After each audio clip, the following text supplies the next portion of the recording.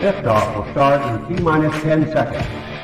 10, 9, 8, 7, 6, 5, 4, 3, 2, 1. We have ignition. It's time! 17 seconds from Game 7 or from championship number 6. Jordan open. Chicago with the lead. I've got a piece of it. It comes off. The Chicago Bulls have won their 6th NBA championship. Tying run at second, 2 out. Palmero over the head of Jenks. Uribe charges, throws, out! And the White Sox have won the World Series. To the far side around the 8-yard line to Hester. Under it and to the middle at the 15, to the 20, breaks free to the 25, to the 30, to the outside, 40, midfield, 40, 30 to the coast, 20, 15, Hester 5. Oh! Touchdown!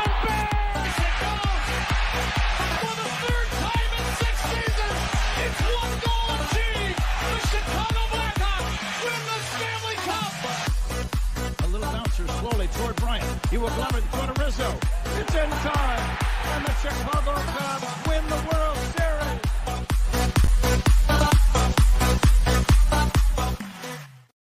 What up, what up, what up? Welcome to Shawn and Maya in the morning on this House Music Monday edition of Shawn and Maya in the morning. I'm your boy, the SuperBack, Shawn Sierra. Thanks for tuning in. Listen, if you're watching us on Facebook Live, well, then I guess you found us on Facebook. And if you're not following us on Facebook, what? Listen, go to Facebook, type in Sports Zone Chicago, click. There you go. Click the like button, and now you're following Sports Zone Chicago. Simple. But wait, there's more. Go to the show's page. Go to Shawn and Maya in the morning. Go to that page as well. Like that page as well. So not only will you be liking Sports Zone Chicago, but you'll be liking the show's page, Shawn and Maya in the morning. If you're watching us on our YouTube channel, on our Sports Zone Chicago YouTube channel, excellent. And if you're not subscribed to our YouTube channel, for real. Listen, go to YouTube, type in Sports Zone Chicago, click the subscribe button. Okay, do that. But also click the notification button. That's the little bell right next to it. And it'll let you know anytime a show from Sports Zone Chicago is going live. You get it? Got it? Good. All right. Now, if you're watching this on our mobile app, wait, don't even tell me you didn't know we had a mobile app. What? Come on, man. Listen, we have a mobile app. So listen, wherever you get your apps from, it doesn't even matter.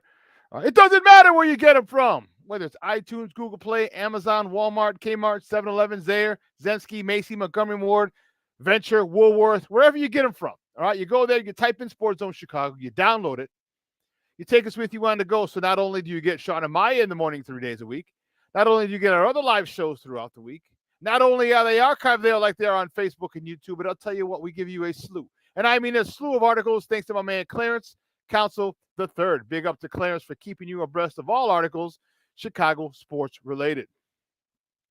Now, if you're watching this on our Roku channel, I like that kind of party, baby. Yeah. Sports Zone Chicago, we have our own Roku channel. How you not know? How you got our own Roku channel? What your problem is, man? Come on, listen.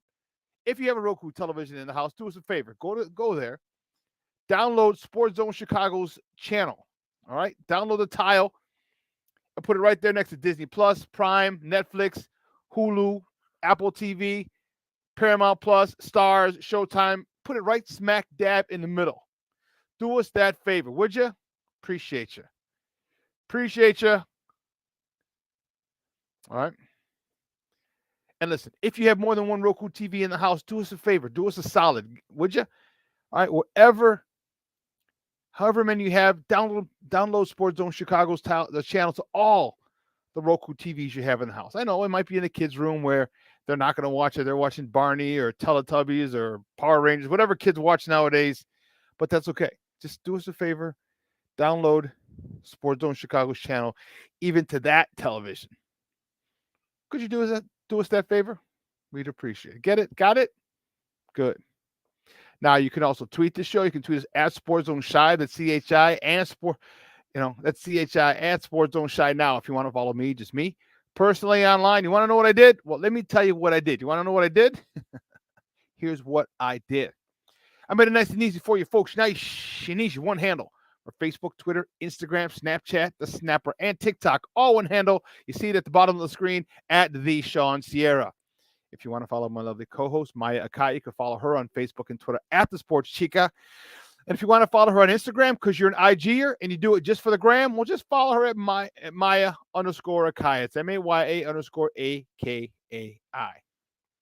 We have a phenomenal show, but I need you to get interactive with us today. So listen, whatever platform you're watching us on, whether it's Facebook, whether it's YouTube, whether it's our mobile app, do us a favor, leave a question or comment on that platform. It'll come up here in the thread. And guess what? I'll put it on the screen. We'll incorporate it into the show. We'll talk about it. And that's what makes this the best Chicago sports talk, the best morning Chicago sports talk show around is you. So you know what? Bring them, baby. Give us all your questions, comments, smart-ass remarks, baby, because ain't nobody scared over here. Like The Rock always says, baby, don't sing it. Just bring it. Let's see who we got in the chat already. The chat is jumping. Like Beyonce said, jumping. Lady.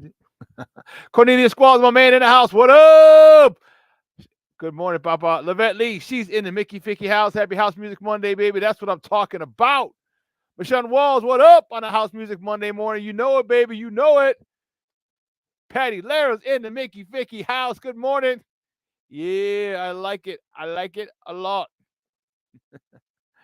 And my man Armando Emeterio, Lara Jr. My man Junior's in the house. What's up, Papa? Thanks for tuning in.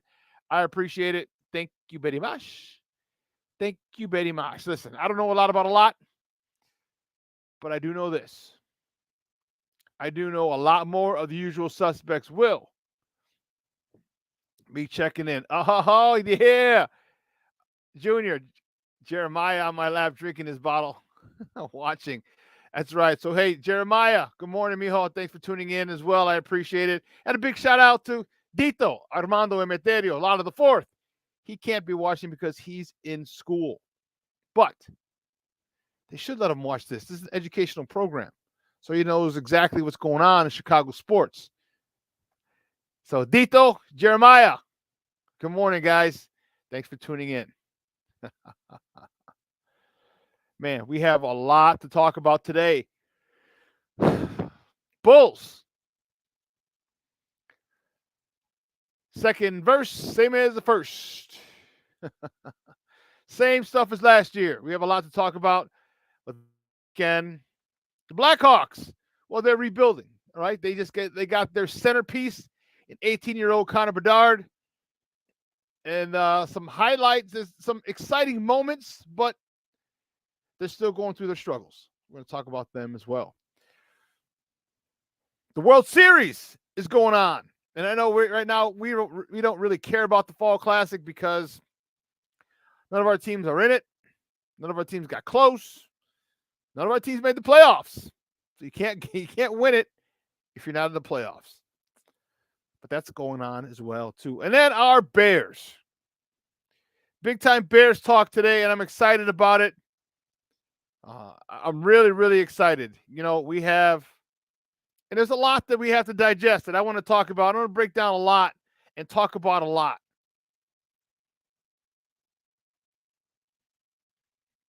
Yeah. Frustrating loss yesterday for our Bears. And I know we're going to have there's a lot of discussion to be had. A lot of discussion. And we're going to get into it. We are going to get into it. Oh. I almost forgot something. That's crazy. What? Wow. Oh, well.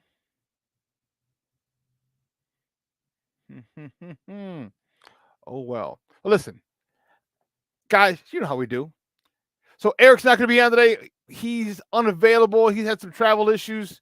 So we're just going to wing it. And here's where you guys are going to come in. We're going to talk a lot about the Bears. And I want your questions, your comments. So let's get into it. So, guys, you know how we do the first segment of every show. It's called Top of the Morning. It won't come just when you want it.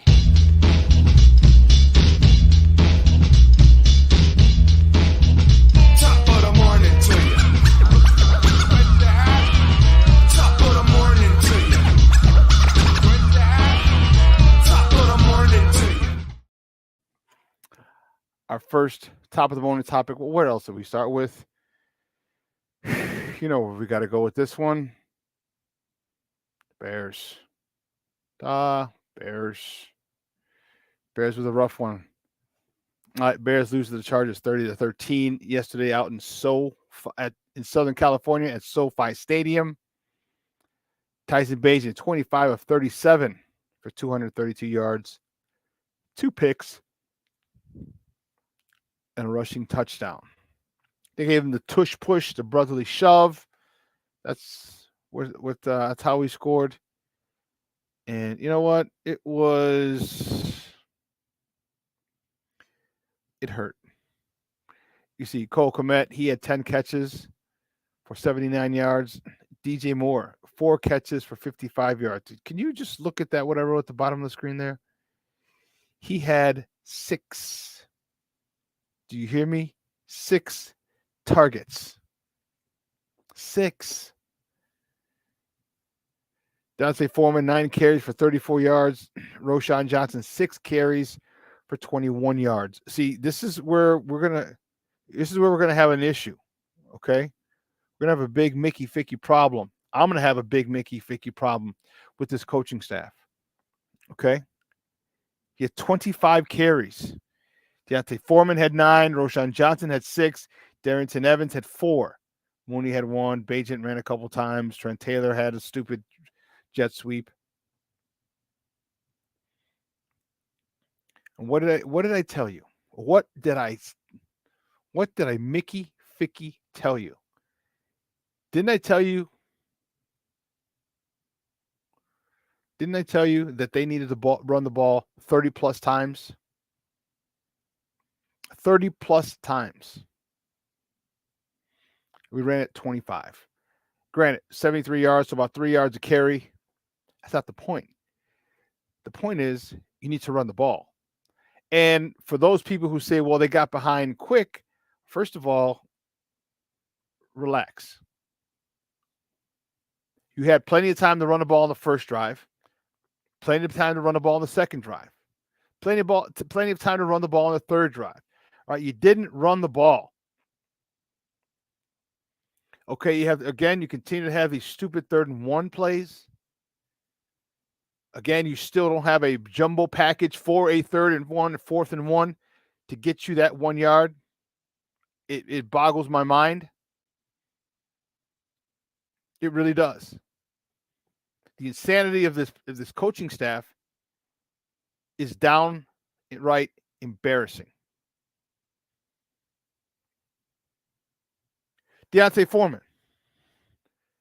had a phenomenal game last week, and you say, yeah, you know what? You had a great game, so let's only give you 9 carries. Really? 9? Just because Roschon Johnson's back? Listen, I like Roschon Johnson as well. But Deontay Foreman showed that he earned the right to carry the ball 20 times. He needed to carry the ball 20 times himself. Minimum. Now, if you want to split the other carries between Darrington Evans, who showed off a lot last week, and Roschon, give them 10 each. But that's the way he needed to go, and you refused. You know, there were a couple of instances. Cornelius, you're right.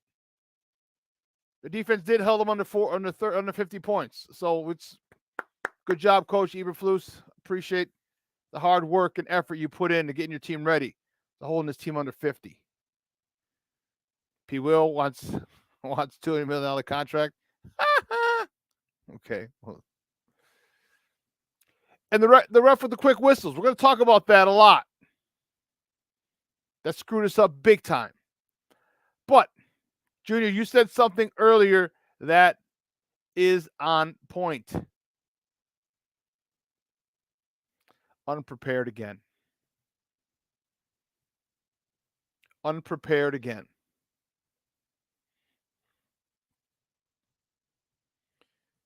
There's no ifs, ands, or buts about it. So here's the thing that I can conclude. They had the 32nd worst. The last. La última, the worst. The end, the bottom of the barrel. Pass defense in the NFL did the Chargers. And you don't attack them? You don't attack them? I know Tyson Bagent threw the ball 37 times, but that's not how you attack them. You attack them with the run. And why? Here's the thing that really gets me. Why you're running laterally. When you have Joey Bosa on one side and Khalil Mack on the other, who can run down lateral runs in their sleep. What did I tell you that they needed to do? I told you they needed to run right at Bosa, right at Mack, and wear them down physically. But they don't want to do that. They know best. They're the smartest guys in the room. So we have a lot of Bears talk to talk. We'll get into that a little bit. All right, because I don't want to get fired up right away because I don't want to get fired up right away. So moving on. Next top of the morning topic, the Blackhawks, baby. Cold steel on ice. Remember that? You remember they used to be their slogan?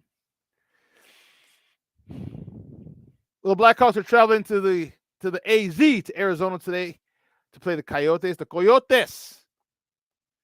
Puck drop is 9 o'clock our time because it's 7 o'clock over there. Remember, they're 2 hours behind us. Puck drop is 9 o'clock, and that game can be seen on NBC Sports Chicago Plus. Or you can listen to it on 7:20 a.m. They're going to go through their rough times right now, right? They're rebuilding. Like I said, they got their centerpiece. They're going to give you some exciting times. They're going to give you some, frustrating times where they're going to lose some games that they probably should win. Okay, but when you have a young team, a team that is really, really, really in the beginning of the stage, you got the centerpiece. Now you just have to build around them. You have to, hopefully some of the talent that you had the last couple of years can take a step forward this year, along with the number 1 overall pick, Connor Bedard. So it's going to be a couple of years before this team is serious Stanley Cup contenders. Maybe 3. So probably toward the end of next season is when you say, okay, I think next year, which will be year 3, we can really go deep into playoffs. I don't know about them making the playoffs this year. I think next year they'll make the playoffs, but then the following season is when they can make a deep run in the playoffs. So let's go, continue to support.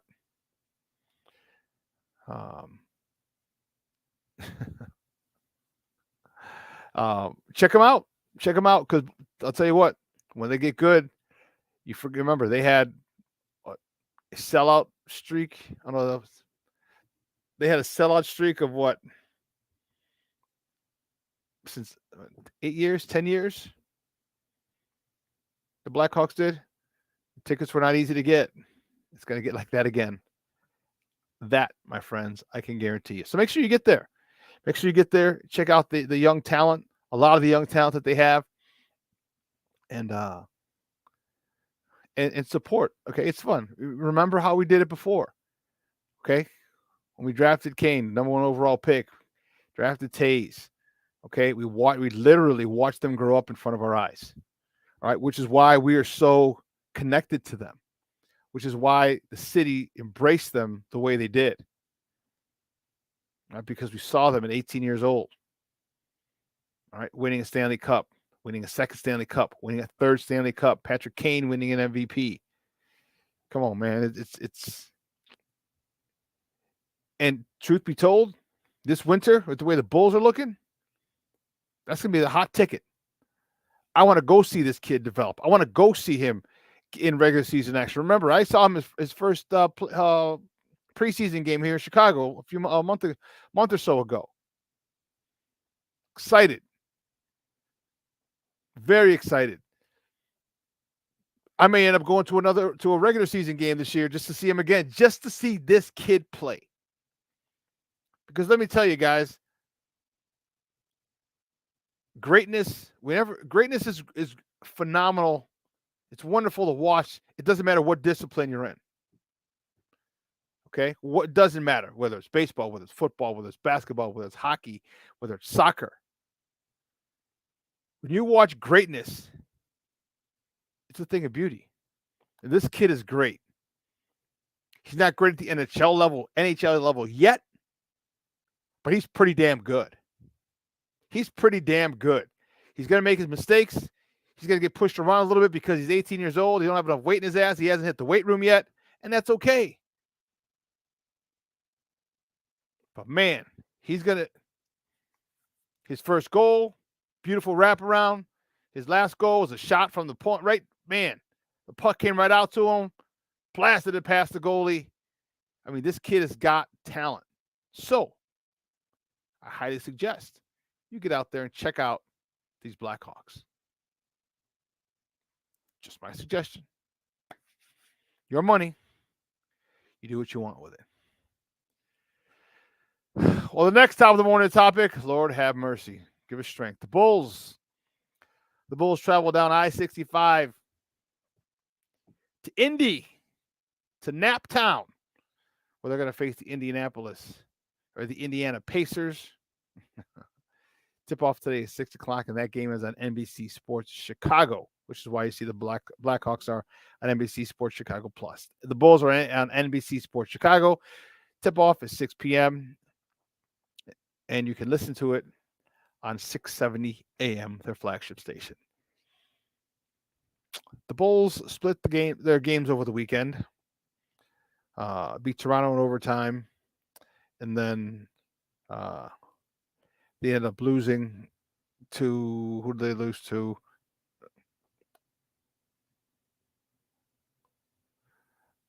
Oh, the Thunder, the Pistons. That's right. They beat Toronto 104-103 on Friday. And then on Saturday, they lost to the Pistons 118-102. This is another cluster mess. Another cluster mess. Okay, we're running it back with the majority of the same squad that we had last year. I mean, we got Torrey Craig, Javon Carter. These two guys are good, but they don't move the needle for me. They don't move the needle for this team. So we know the definition of insanity, and that is brought to life by this Bulls organization. That is the definition of insanity. Running it back with pretty much the same squad, doing the same thing over and over again, and expecting different results. I really don't even know what to say. I really don't even know what to say. There's no rim protection, rebounding. P. Will still wants to defer to DeMar and Zach and not live up to his true talents and play to his true talents. Okay.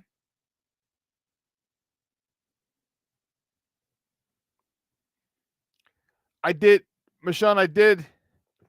I went off on these guys. It was a Chicago thing. It was P. Will, it was Cody Whitehair, it was Justin Fields, it was Yo-Yo, it was Tim Anderson. Remember I went off on that 2 weeks ago, I think. I'm tired of it. Like you got to understand that this is pro sports. You have to step up.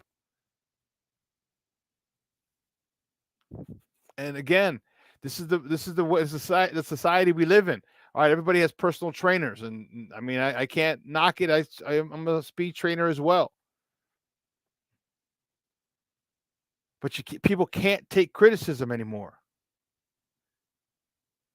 They push back. Like, if you put as much energy into bettering yourself as to pushing back on the criticism that you get as a player, you wouldn't have so much criticism. You wouldn't. But you can't say anything about it because people's feelings are gentle. They're fragile. They're sensitive.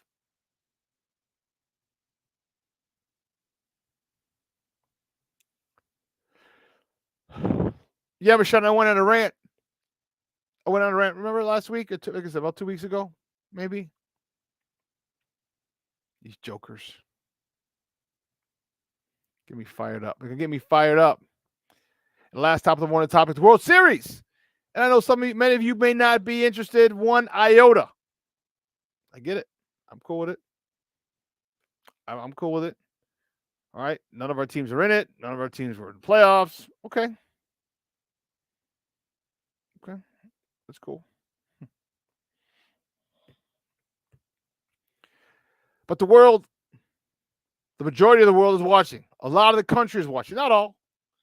Because the markets aren't as big as most people would have liked. They're not as big. Right? But the series is tied 1-1. Arizona, they started off in Texas.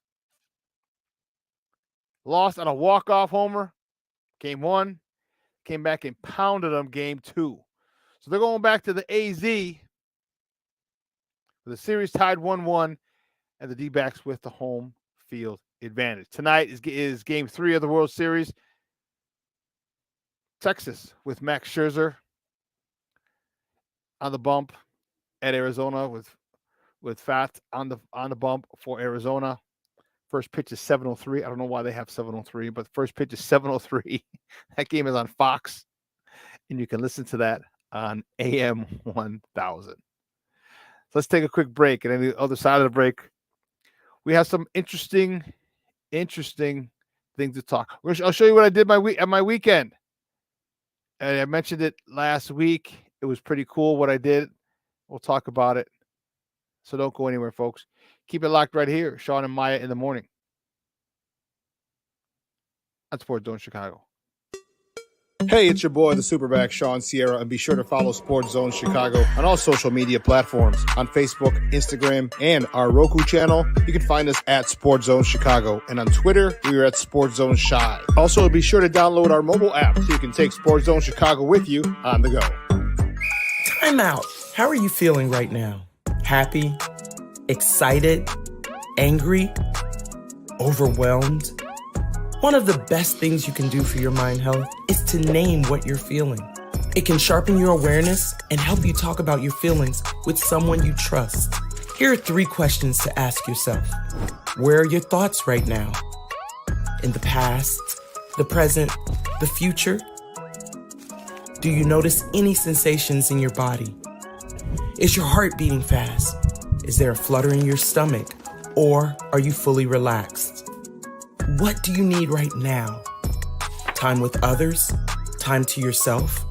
Remember, there's power in this awareness. So find ways to identify what you're feeling today.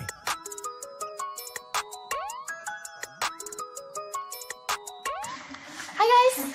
Hey. Hi, Megan. Hey, Jessica. Megan, you're a tramp. Ryan Fitch told me you guys made out. Everybody knows. He said your breath smells like garbage. And he almost puked. He says you're the most desperate girl he knows, besides your mom. How many boyfriends does she have anyway? Lots? Your makeup makes you look like a clown. That zit is huge, zit face. Ugly.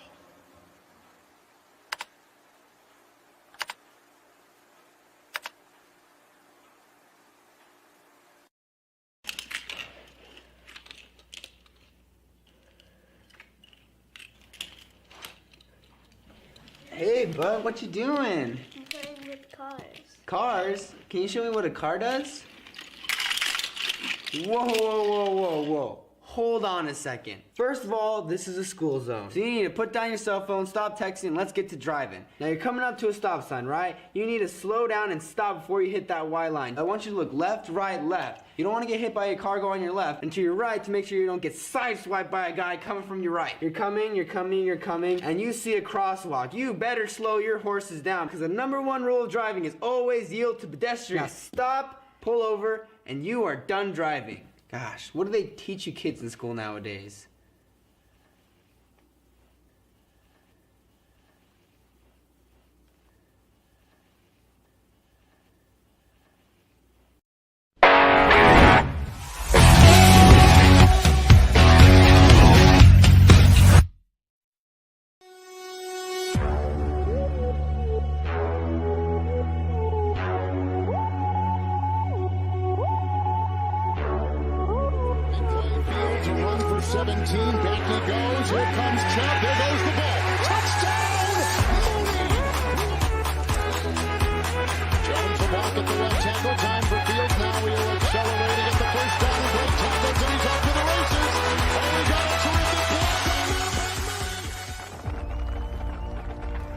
For every generation, it has started with the call to serve.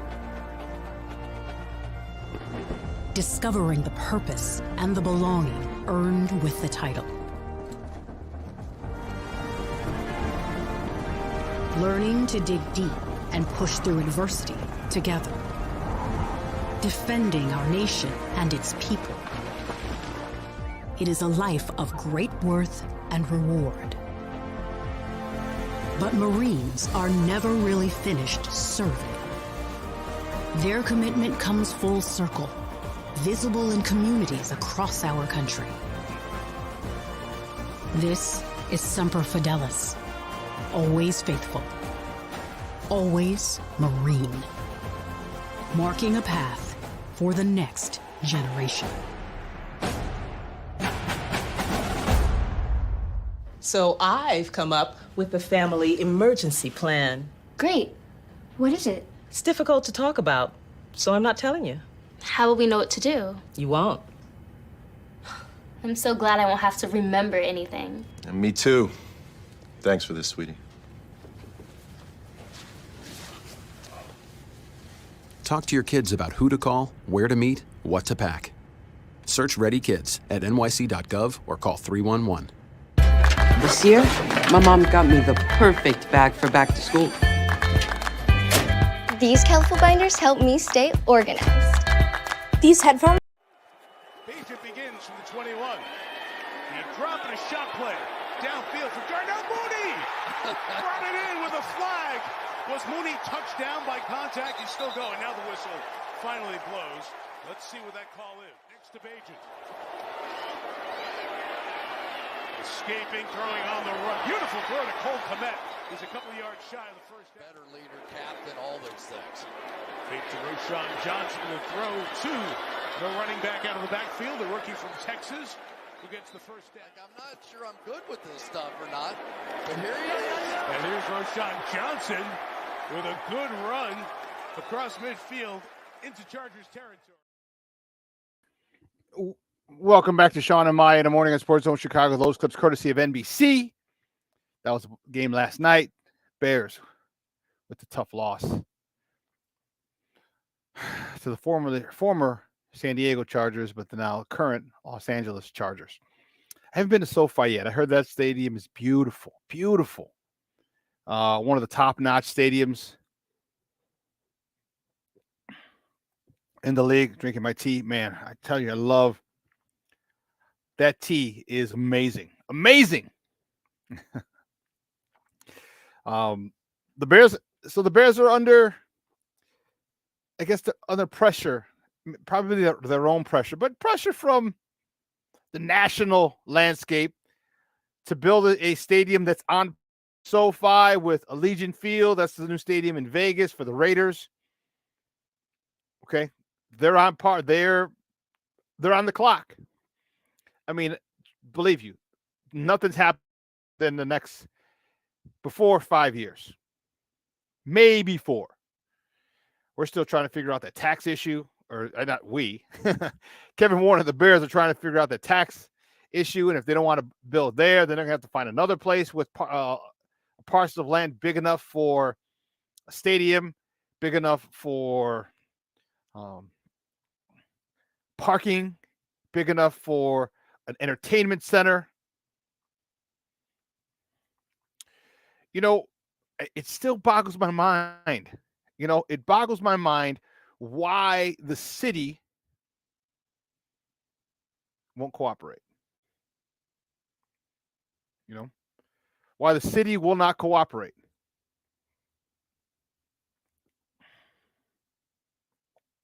There are a couple of places along the lakefront. Again, you can knock down Soldier Field and resell. First of all, you sell it to the McCaskies. Knock down Soldier Field, okay, and start building. Now, the only issue would be, where would they play? That would be the issue. Maybe at, well, you can't go at Northwestern because they're downsizing to 30,000. But it's, you know, they mentioned something yesterday on the broadcast, and they just said, you know, they talked about other cities kind of getting in the mix. And they said there's something, and they said the city of Chicago as well is going to try and keep them. And they said something about to the effect that the Chicago Bears on the lakefront just seems right. And for all of us, or for most of us, that's all we've known. Some of us, because they moved there in what, 71, I want to say. So some of us who are older, you know, I'm talking probably in your 60s, because even if you're 1 or 2, you don't remember the Bears playing at Wrigley Field. So, but if you're in your 60s, you may remember that. But for the majority of us, that's all we know. And I understand change is evident. That's the only constant in life. The only constant is change. But there's got to be something. Got to be able to do something. So, again, whatever happens, it's not happening 4 years, the absolute soonest. I'm thinking 5 to 6 years. 5 to 6. Let's see. The Bears are 0 for 2 at SoFi. Yeah. Yeah. So I've heard, Barelissimo, thanks for tuning in. Papa from across the pond. I appreciate it. Yeah, I've heard SoFi is amazing. Heard it's amazing. I heard it's amazing. You know, I can't wait to see what the Bears. I can't wait to see the final rendering. I want to see the rendering. You know what? Why I want to see the rendering? Because I want to get excited about it. You know how I was telling you, especially for this year with the Bears, and especially with the Blackhawks now, enjoy every single step of the process. Remember how I was telling you to do that? They got Connor Bedard. Watch them. Watch it. Watch him make plays. Watch him set up his teammates make plays. Watch how exciting they can be as they get better.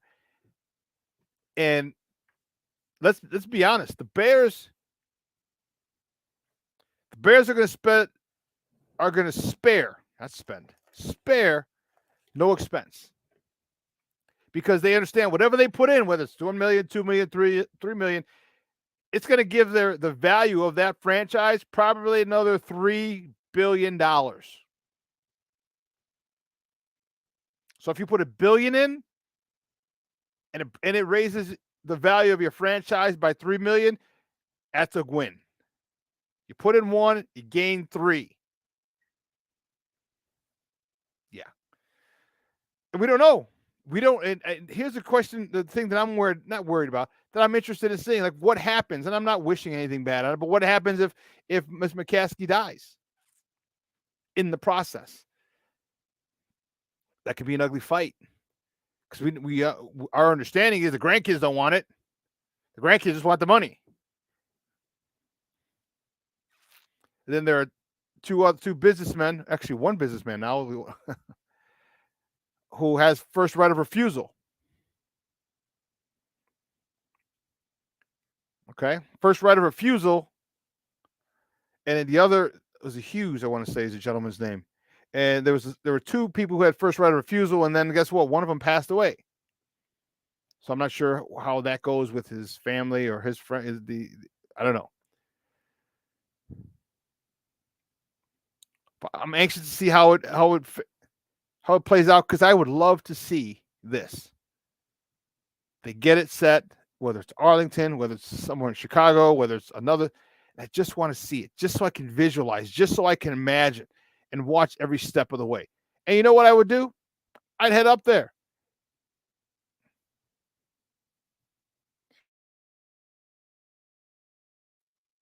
I'd head up there periodically just to drive by, just to see it.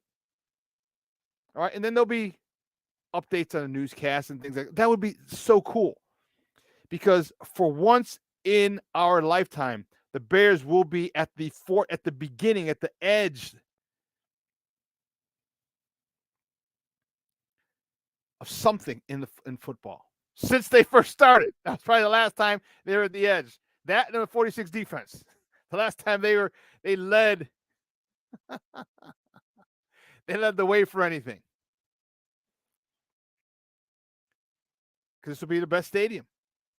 All right? Because once Allegiant was it Allegiant or SoFi? I think SoFi was first. And then right after, the one in Vegas, and I believe Virginia McCaskey has been to both. Says, basically, I want one of these. Okay, let's do it. Let's do it.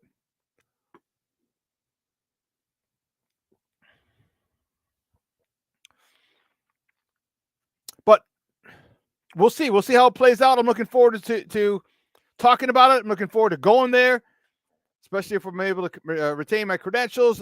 Man, I'm looking forward to coming to you from the press box up there. That'll be dope. Speaking of, this weekend, I told you I had a pretty cool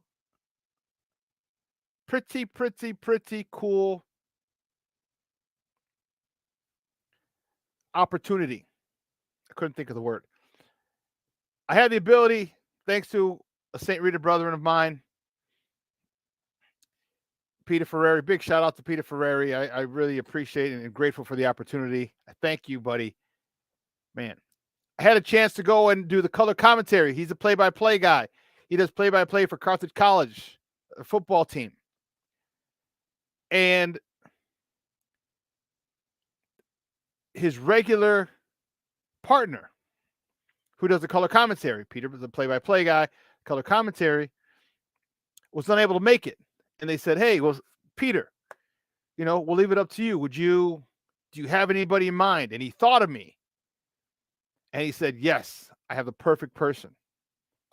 So I was like, holy cow. So he called me and asked me if I wanted to do color commentary. And I says, does a bear shit in the woods? Yes, of course, I'd love to do color commentary.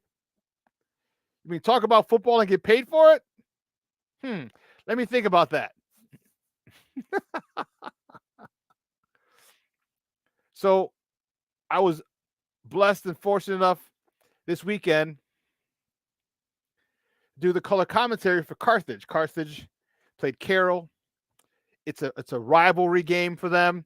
It's the old musket, Civil War musket game.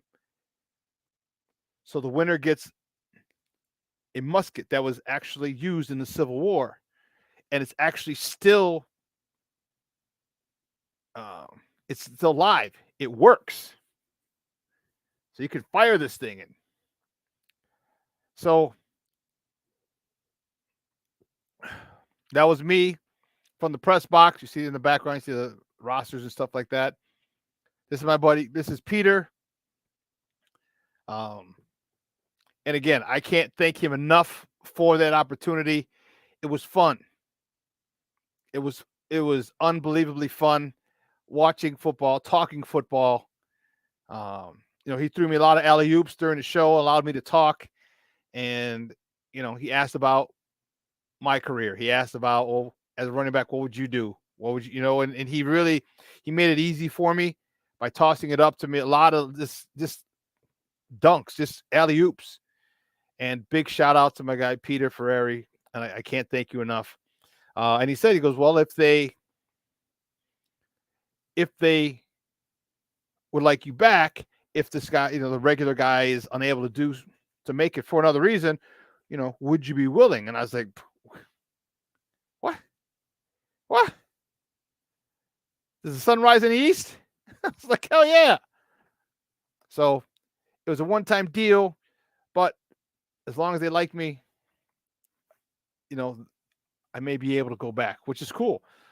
And just to say I've announced a college football game is awesome. It's really, really awesome. I had a blast. I'm telling you, and it's so funny because you see, like, driving in, I got there early. I had to be there an hour before the game. I was there an hour and 45 minutes before the game.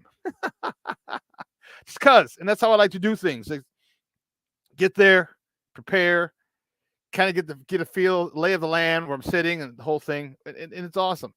And then I had a coach's show. I'm like, a coach's show? What the? So after the game, if they won, the coach comes up. Well, the coach comes up regardless. But if they win, they'll bring a player. So it'll be a coach and a player. And if they lose, it'll just be the coach. So, in a great game. All right, they were down 27-15. Carthage came back, and they ended up winning. And it was nuts. They were going crazy. They ran across the field because Carroll, I guess they had won the last game or last two games. So the musket was with them. So they ran across the field, basically just bogarted themselves, bogarted the sideline of Carroll College, got the musket, and were it was awesome. It was awesome. They were it, and so they had one of the players and getting up there, and I had a couple questions, and it was cool. It was really, really nice.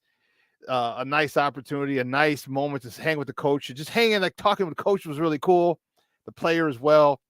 And like I said, Pete picked me up and at some points, because it was my first time doing this in years. And I did an Arena League game years ago, like 7-8 years ago was the last time.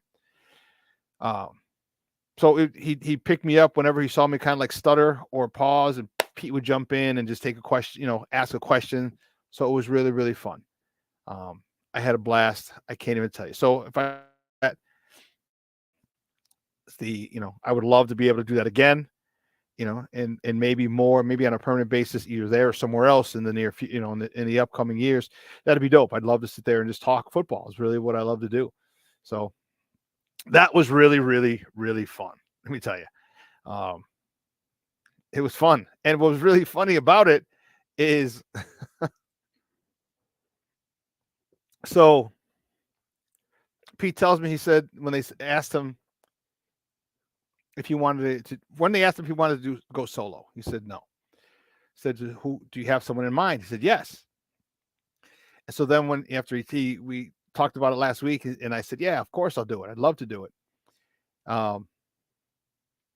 He tells them, and for some reason they're like, it was like the big deal around. They're like, "Oh my God, Shawn Sierra's coming. Shawn Sierra's coming." I was like, "What? Really?"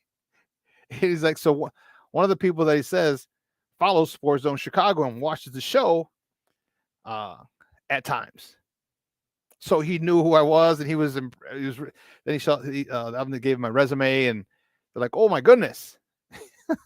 So I was kind of taken aback by that,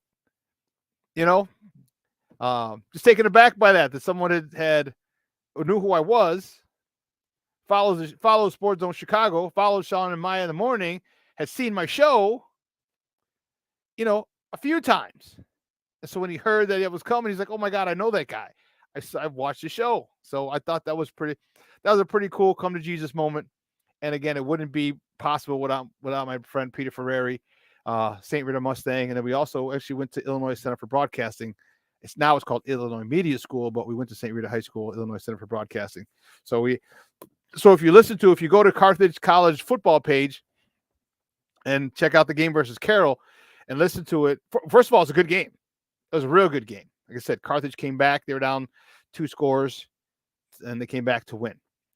But there's a point we were talking, like we were kind of reminiscent on St. Rita, just different, teachers and things like that. It was really, really cool. So again, thank you, Peter Ferreri, for really for thinking of me, recommending me, and for giving me that great opportunity. I just had a freaking blast, a blast, so, but anyway, yes, Junior, yes.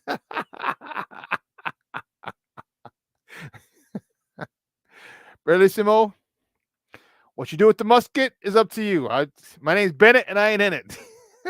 But if it just happened to go off in his general direction, well, okay.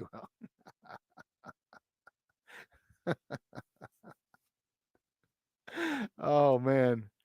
Hey, Shorty, thanks, man. It was fun. I'm telling you, it was really cool, and that's one of the things I wanted to do, is to be able to broadcast football. So we'll see. We'll see. We will see. So it was.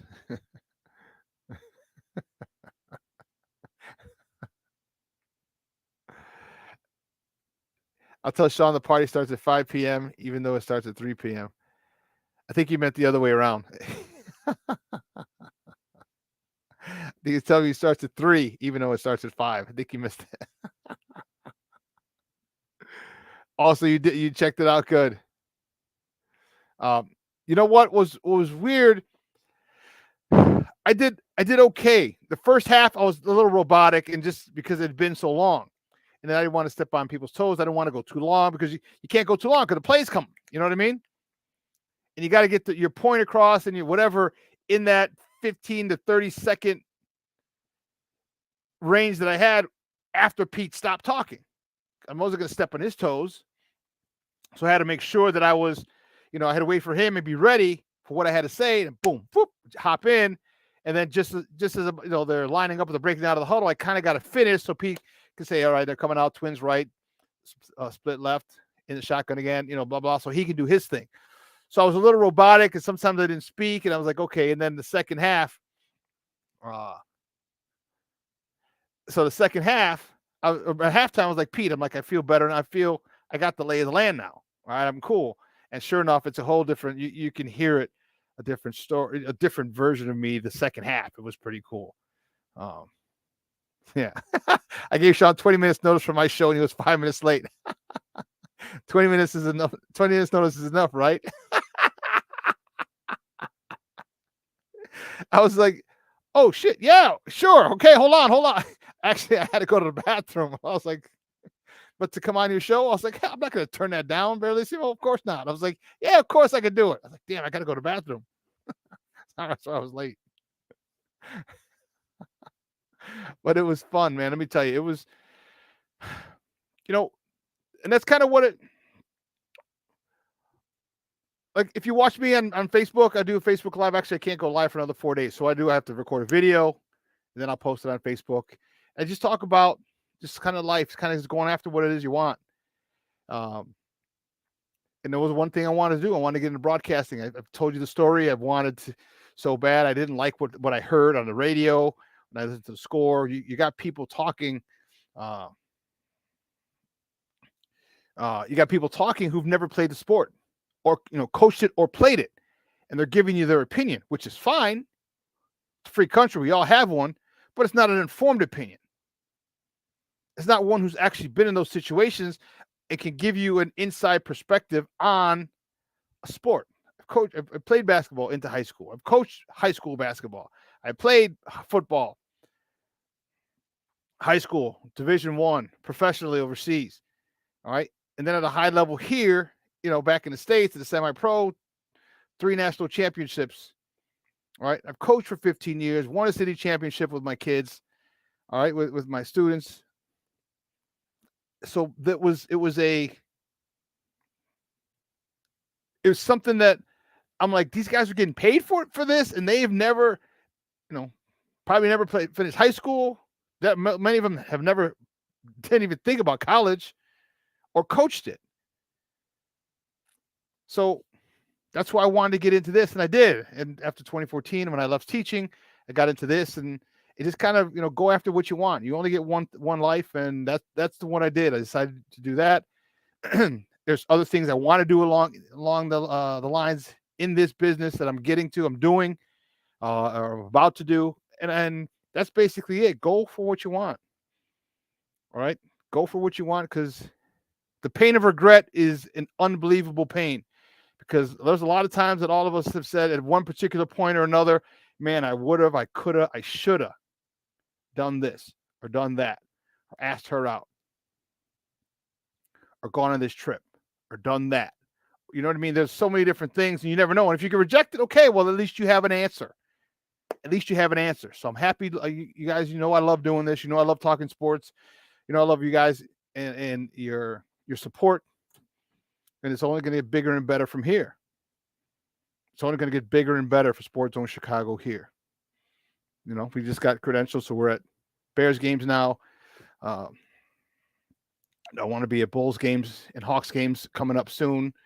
At all the teams. So I'm happy and I love, truly, truly, truly love what I do. But listen, let's take a quick break. And on the other side of the break, we're going to talk some Bears. We got a lot of Bears to talk because I'm fired up. No Eric today. He's unavailable. He has some travel issues. So I'm like, don't worry, Papa. I'll hold it down. I got you. So he'll be on with us on Wednesday. All right? So don't go anywhere, folks. Keep it Shawn and Maya in the morning on Sports Zone Chicago.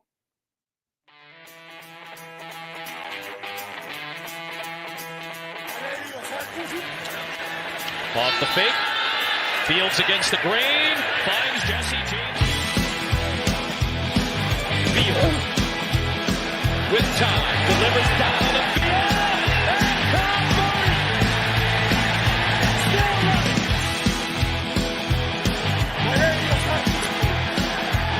Fake one way. Fields stumbling.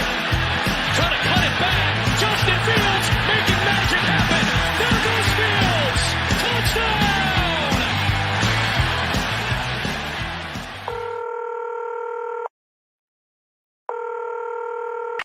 911, operator 901. Where's the emergency? 127 Brynmere. Okay, what's going on there? I'd like to order a pizza for delivery. Ma'am, you've reached 911. This is an emergency line. Large with half pepperoni, half mushroom. You've called 911. This is an emergency line. Do you know how long it'll be? Okay, ma'am, is everything okay over there? Do you have an emergency or not? Yes.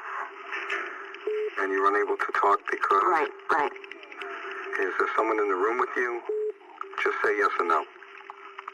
Yes. Okay, it looks like I have an officer about a mile from your location. Are there any weapons in your house? No. Can you stay on the phone with me? No. See you soon. Thank you.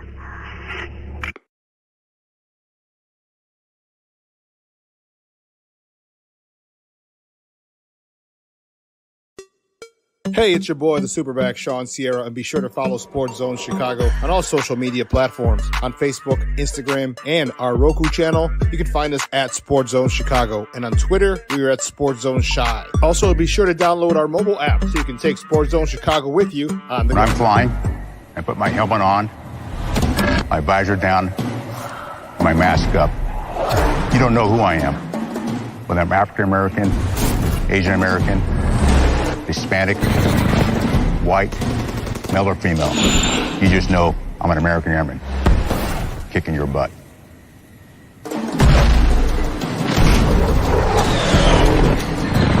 I'm General C.Q. Brown Jr. Come join us.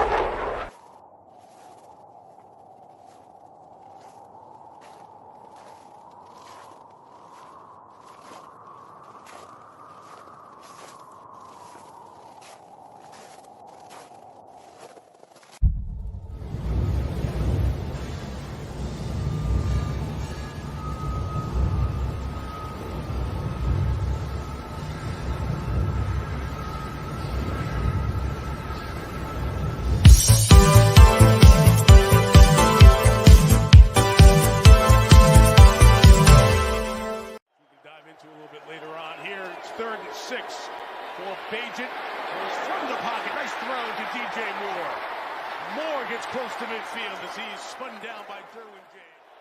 3rd and 8. Agent throws. That's a first down to 30. Chargers bring 4, and Bajan throws complete. DJ Moore's got the first down. Derwin James helps to stop him with Michael Davis over at the... Pitch it to Darrington. Evans got a block on the edge, and Evans to the end zone for a Chicago touchdown. He's got one in him here. Throw it here. Komet needs to get 3 yards. He's got 2 to the 29. Welcome back to Shawn and Maya in the morning on Sports Zone Chicago. Those clips courtesy of NBC. Sunday Night Football last night. Our Bears with a 30. Tough one. Tough loss yesterday at the hands of the Los Angeles Chargers, 30-13. And let me tell you something. There's a lot that I want to get into. We're gonna dedicate probably 35 to 40 minutes before we talk about something else.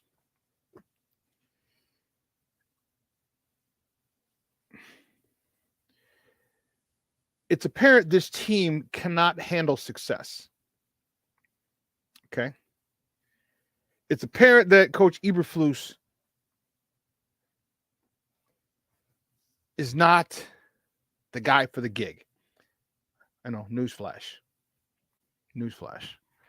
But here's why. All right, your dad, Mark Grody reported, or they're dancing in the locker room and everything, and cool, and I guess they were dancing on a Thursday, gets excited for the game, whatever. You got to nip that in the bud. All right. You got to nip that in the bud, because that's your second win of the year. And the thing about it, like, you celebrate things, all right, big moments. And when you get to the point where you feel and you're supposed to win, it's not that big of a deal. Yes, that's the mentality you have. It is a big deal winning a game in the NFL. But the mentality is, okay, we won. I'm happy. But now we have to do it again. And, maybe he's too much of a player's coach. Maybe all the dancing and all the other stuff. Remember, Nagy had Club Dub. All that dancing and everything was cool when you won.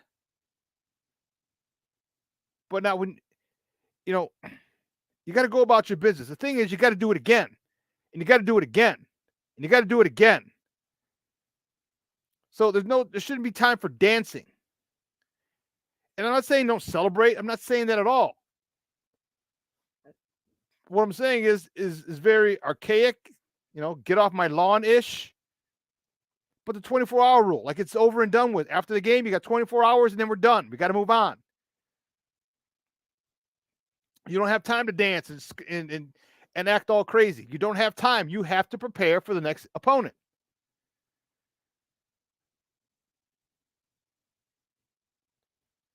There are a lot gone wrong. First play, beautiful. Pass from Tyson Bagent to a diving DJ Moore, who's not touched. Now, he gets up. First of all, the whistle's blowing. He gets up. You haven't been touched. Get your ass up and run to the end zone. Because he got up, he started running, slowed down, and then safety came over, caught him at like the 20. But if he had just run, he probably would have scored. We're up 7-0, first play of the game. You not running into the end zone is you being unprepared. I know you heard the whistle, but you also have to know that you were not touched. And that could be reviewed. Actually, an inadvertent whistle can't be reviewed, but that would show me that you're ready and you're focused. The tackling, horrendous. The took were piss poor, and that's an insult to piss poor angles. They didn't want to hit people. Only person who hit someone was BJ Edwards. Knocked the shit out of Herbert on that blitz. Smack shoulder pads right to the ribs. I said, thank you. Thank you. Finally get to the quarterback, and Edwards is pissed, and he delivered a blow. Delivered a blow. And you saw Justin Herbert was like, oh, damn. That's with rib guards. So this team wasn't prepared. That's on Eberflus. The game plan was shit. Offensively and defensively. That's on Eberflus and Getsy. Can you tell me? Can you tell me why? Why DJ Moore had only 6 targets? Please tell me that. 4 catches for 55 yards. You see it at the bottom of the screen. 4 catches for 55 yards, 6 targets. He needs 6 targets in the first quarter.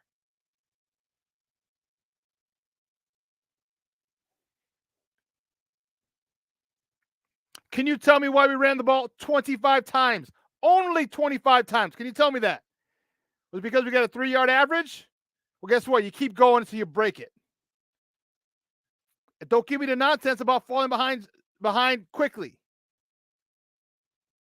If you had a jumbo package on 3rd and short, it would help. It would answer a lot of your problems. That would be the answer to a lot of your problems. But you don't want to run a jumbo package. You can't get creative like that.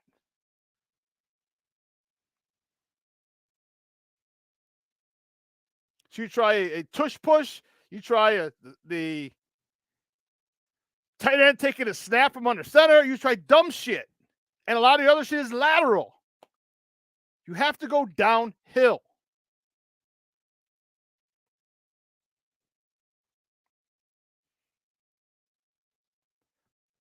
Back to the tackling.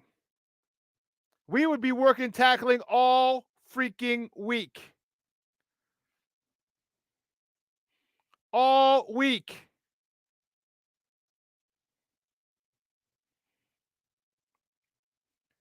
This is what I'm talking about. When you got dogs, like we got good players.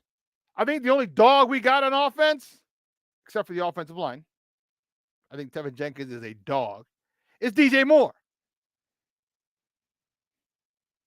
I need a quarterback with that mentality. I need a quarterback. And I know I hate to do this and date myself, but damn it. Imagine if we had a quarterback with the mentality of a Jim McMahon.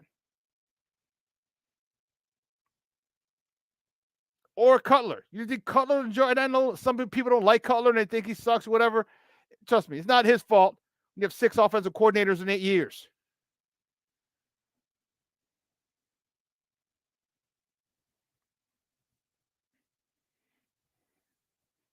You know, somebody who has some balls to say, hey, to fire his teammates up. If you remember, Jim McMahon only hung out with the linemen. He was one of them. And they blocked their asses off for him. But he also had no problem telling you, hey, you screwed up. Hey, you screwed up. Hey, you screwed up. I need you to play better. He didn't have that problem. He didn't have that issue. He had no problem telling you that at all because he's a leader. I need Justin to step up and be a leader. It's tough for Tyson to do that. He can't. You're an undrafted free agent, and these guys are making millions. They're making 10 times what you make, 5 times what you make. So it's tough. Step in that huddle. When you look at these guys, you look at DJ Moore. He even said it. He was a little awestruck when he saw him. How can you reprimand him and tell him he ran the wrong route when you're in awe of your teammate?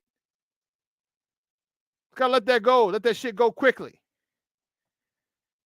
And by the way, I don't know where are all the Tyson Bagent is our QB1. He needs to start over. I don't hear those guys anymore today. I didn't see him last night. I didn't see him on Twitter. I haven't heard it this morning.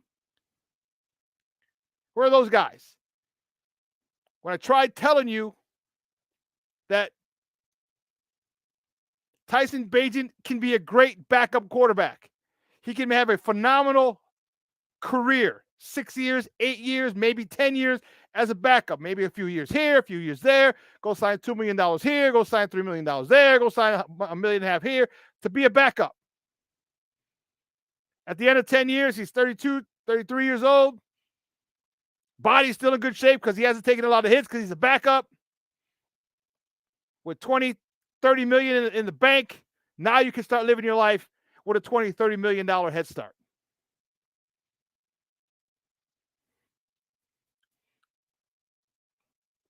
There's no disrespect to Tyson Bagent, none whatsoever. But you're not Justin Fields. And there are some things that Chris Collinsworth said. Chris Collinsworth is kind of a polarizing figure. He said one thing that really got people crazy, that Justin Fields should learn from Tyson Bagent, and I agree with him. But this has to falls on Getsy, right in his lap. You have to hold Justin accountable. What you want to learn from Tyson Bagent is, one, get your ass back in your drops. That's the first thing. Get back in your drops. Get timing down. I don't care if you're in a shotgun. 1, 2, 3, throw. 1, 2, 3, 4, 5, throw. Stop sauntering back. You see, Tyson doesn't saunter back. He gets back, boom, boom, boom. Bounce, bounce, bounce, throw. 1, 2, 3, 4, 5, plant, throw. That's what one thing Justin can pick up from him. 2, move quickly in your progressions. Move quickly. And I get it. If you want to stay under DJ Moore, okay. But maybe look somewhere else and then come back to DJ Moore. Tyson Bagent has done a good job of holding safeties, holding linebackers by looking one way, throwing the other.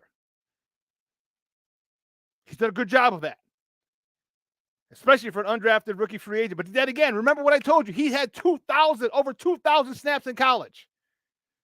He had more snaps in his junior year than Justin had in his last 2 seasons at Ohio State combined.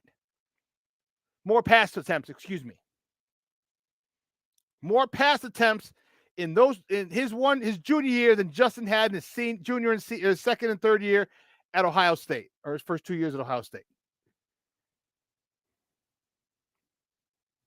So he's able to do this. He's got to pick up the speed. Sometimes they disguise some things because obviously you're at a different level. That only comes with time. Come next year, he'll be almost the perfect backup quarterback. He could be Chase Daniels 2.0. But he's never going to be Justin Fields. He's never going to be as good as Justin Fields can be. So there's some things that they could learn. Now, I really would have wanted, and here's the thing, this division between things. There's a lot of undertones in there that I won't go into, a lot of racial undertones, but I'm not going to go down that route. And it sucked when you heard stupid people vehemently saying Tyson Bagent is number 1. Tyson Bagent this, Tyson Bagent that. He's better than, get this guy out of here, but blah, blah, blah, blah, blah, blah, blah. Get Justin Fields out, trade him this and this. I want Tyson Bagent to do well. Why? Because I love the Bears. And I can see that Tyson Bagent is good. He's not Justin Fields. He's not Justin Fields good. There are things that Justin Fields can do that maybe 2 or 3 other quarterbacks in this league can do. Maybe. But the consistency, and then Tyson, they screwed him over too. They didn't run the ball 25 times between 3 running backs and a wide receiver jet screen. Why are you... What the hell is his name? The punt returner. What the fudge crackers is his name? What the hell's the punt returner's name?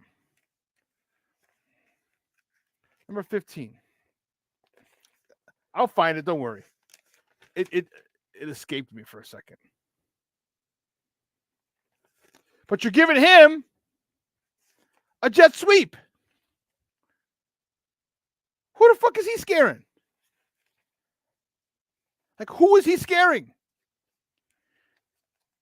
I know he had a shit game But that should be Velus Jones. Velus Jones got some speed. The play call, the play design. I look at him like, what is wrong with you? Getsy? The hell is your problem? What the hell is your problem? I'm still trying to find that punt returner's name. Number 15. If you could think of it, put it up and just post it in the chat real quick. You know, I'm looking at this and I'm thinking, why would you even why would you? And here's where you go trying to be the smartest guy in the room. Well, they're not expecting him, so yeah, but they're not expecting him because he can't do shit. It's a crazy idea.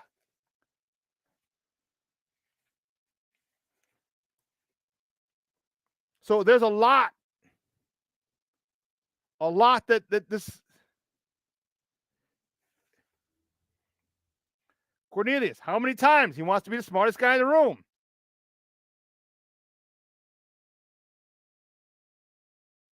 We've talked about it. Sometimes just it's gonna annoy me. Give me the dude, the punt returner, number 15. Give me the punt. Someone put the punt returner's name up in there. I couldn't think of his name to save my life right now. Oh, no, my phone's over there. But that should be Velus Jones. Staying on Velus Jones. So opening play should have been a touchdown. Velus Jones and the Bears went up against the 32nd rated pass defense in the NFL, and they couldn't attack. They couldn't burn them. One, because Darnell Mooney is like, oh, well, I didn't get touched while I blew the whistle. Run your goddamn ass in the end zone. You know damn well that they didn't touch you. You know damn well they didn't.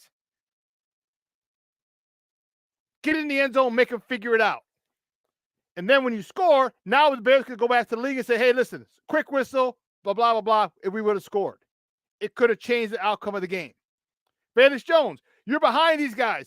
The end zone is only 10 yards deep, homie. Why are you sprinting through the end zone all of a sudden? Oh, man, I got to stop. You're a good 7 yards past the DB. You just got to wait now. So you come back, and then the ball hits you right in the stomach. The ball hits you right in the stomach. Another touchdown off the board. Or I don't understand.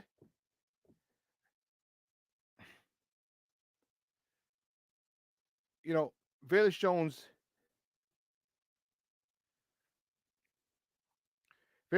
really needs to evaluate whether or not he wants to play football. All right, because these are things like those are catches that it hits you in the stomach. Like just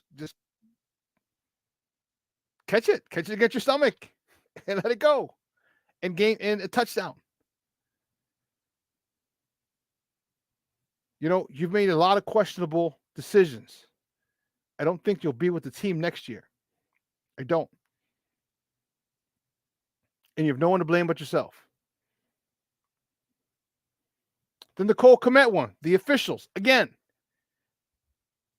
he gets the tackler, he gets picked off by another Chicago Bear. Cole Kmet could have scored again. That's 3 touchdowns the Bears should have had. That changes the complexity of this game. Changes it completely. Bears go up 7-0. Big difference.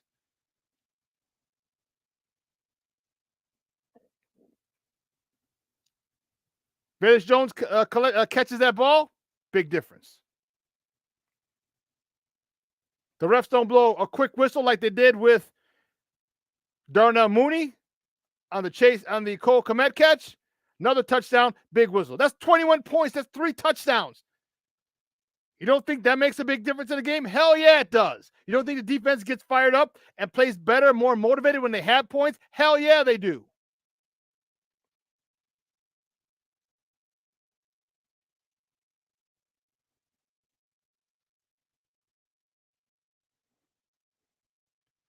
This one as well. Interference on the punt return. Like you see, like you're running. You see the guy. You're a punt returner. So you see the guy eyeing the ball. He's tracking the ball. Something you didn't do very well. And then you run into him. Facebook user, I don't know who you are. But why is he even active? Because they're trying to use his speed. They're trying to say, hey, help us out a little bit. Don't be surprised if he's not active. Don't be surprised if Tyler Scott starts to get some of his special teams reps. And he should. Coach Eberflus. The angles guys took were atrocious. The touchdown, the 6'8" receiver. Here's my God-blessed thing. The guy's 6'8". Okay? Lucky. Oh, I got you, Papa. The guy's 6'8".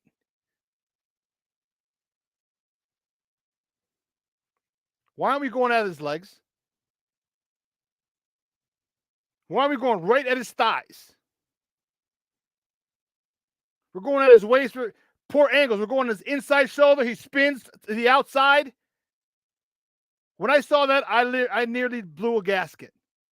Poor angles. You come outside in. You come in his outside shoulder. So if he does spin outside, guess what? He turns right into you. But when you go at his inside shoulder, he spins outside, you're left on the ground with a face of dirt. Or rubber pellets in this case. Poor tackling, poor angles. And can you answer me this one question? Why are we trying to use the peanut punch when the ball carrier is not secured? We're not as good as Peanut. Peanut could go one-on-one with a dude. But here's what Peanut did. Peanut would step in front of the dude, get run over, and as he's getting run over, boom, punch that thing out. We're not good enough to do that yet. So you secure the tackle, and a second guy comes. They did that late in the game, and I tweeted about it, and I posted it on Facebook. That's how you get it. Secure the tackle, then go after the ball. The second guy comes after the first guy holds him up. First guy holds him up, one, for a kill shot. Put your face mask into the old boy's chest. Come knock the ball out. Put your face mask on the ball while your partner's holding him up. This is how you tackle. This is how you create turnovers.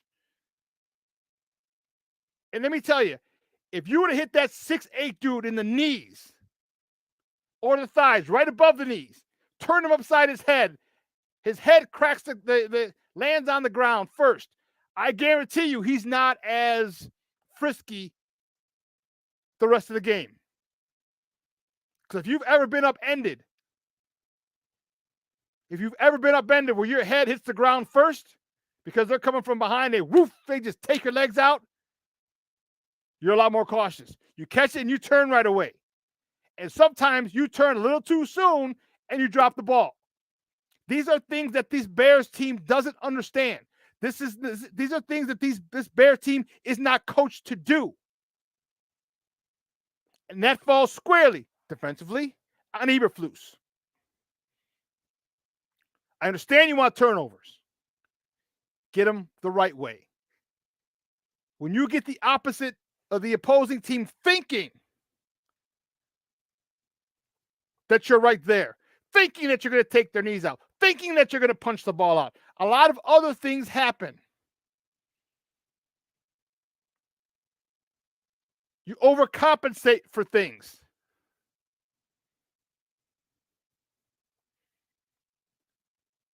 His refusal, yes. How about Eberflus' stubbornness to stay in that zone the entire first half when Stevie Wonder could see the front four couldn't generate any pressure? He needed to bring more pressure. You didn't do it. You have the strength of your defense is the secondary. So rely on them. Rely on them. But they were making mistakes too. They had poor ankles. But they made some plays. Tyreek Stevenson. No, I got you, Damani. I got it to you. Tyreek Stevenson. Listen, this dude is aggressive. I love it. He's just not getting called because he's a rookie. And then the touchdown on the goal line when they ran the crossing route, they picked Jalen Johnson. They picked him. Where are our crossing routes on the goal line? Wasn't part of the whole Green Bay concept, the crossing routes, the mesh routes, the pick routes, whatever you want to call them? Wasn't that a big part of that offense? Didn't we see Randall Cobb and Jordy Nelson and Antonio Brown? Or not him. Shoot, I'm trying to think of the other receivers. All the other receivers in Green Bay history. They've scored on us. They're wide open every single time because of the pick routes. Where are those for us? I saw one in the Vegas game. One. Where are they? When we get to the ball, get the ball to our playmakers, guys who could get us some yards after the catch. Where are those in our offensive scheme? No, we just have Tyson Bagent flat. You took one shot downfield. You didn't push the ball downfield again until later in the game. It was like fourth quarter. Push it down the middle of the field. You're against a 32nd ranked defense. That is coaching. That's coaching. And you do it by setting it up with the run. You don't stop at 25. You stop at 35.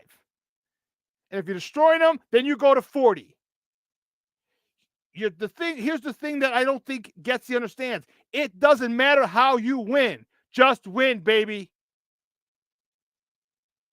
If that's the formula this year, is to run the ball down teams, God bless the throat, and have the quarterback pick and choose his spots and hit them big when they overload the line of scrimmage, then that is a God blessed formula. Why did you change it from last week? Oh, they know we're going to run, so we're not going to run them. Why? It works. You keep pounding them.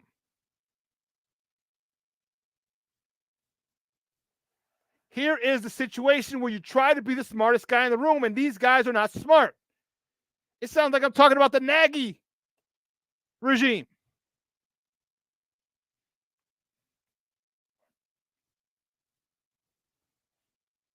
And then what do they do to really confuse Tyson Bagent? They started dropping defensive ends. Khalil Mack's in the flat. You saw when he covered Tyson Bagent. They're like, Tyson's going to be throwing stuff in the flat, his check down. So what do? They drop him in the flat. So, oh shit, now what do I do? Which way do I go? Which way do I go? When they do that, that's when you push it down the middle of the field. That's when you go hook curl. If they're in a cover 3, which they were a lot, hook curl. Deep ends. Dig routes. 15-yard and in. Give me a dig route. If you had time. The design of the play, the game plan was shit. You try to outsmart them and ended up outsmarting yourself. You didn't put your players in the best position to be successful. You target DJ Moore 6 times the entire freaking game.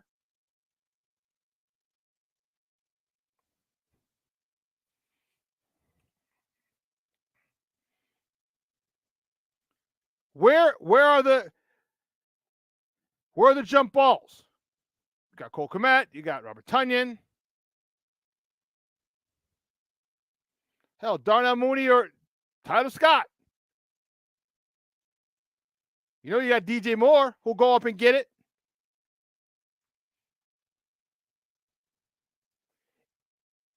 It boggles my mind why they change what worked. Luis Mejia in the house. Good morning, Papa. Rise and grind. Thank you for tuning in.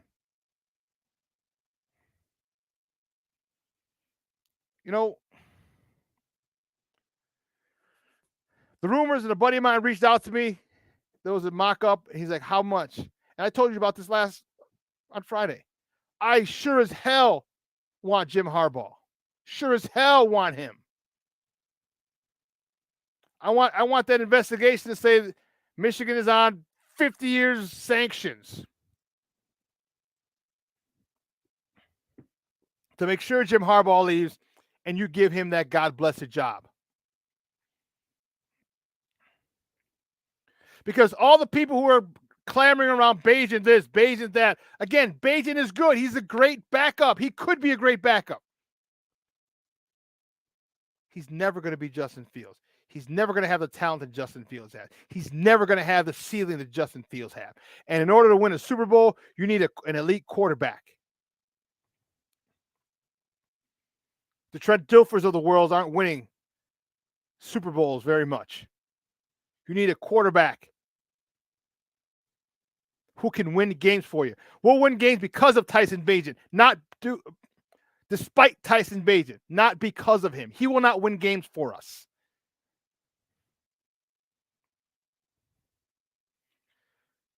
Shorty, great question. Why do you think the Bears would want Harbaugh then? This is the Bears we're talking about. One, he's a former Chicago Bear. They drafted him out of Michigan. Two, he's a God-blessed winner. Three, he's taken the team to the Super Bowl. And if it wasn't for a great catch in the back of the end zone, he would have won that Super Bowl against his brother. Great catch in the back of the end zone, the sideline, the side of the end zone. Great catch by Baltimore. And most importantly, he's worked with a quarterback like Justin. Do you remember how phenomenal Colin Kaepernick was? He took the NFL by storm. Remember that? Do you remember that? He knows how to work with an athletic quarterback. He's shown you with Colin Kaepernick. He's shown you he loves running the ball. That's why, Shorty, that's why I think the Bears should go after him. As soon as Michigan decides what they're going to do,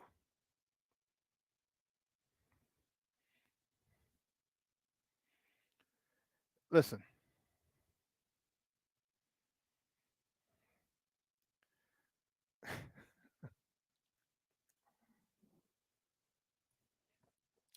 He's one of their own.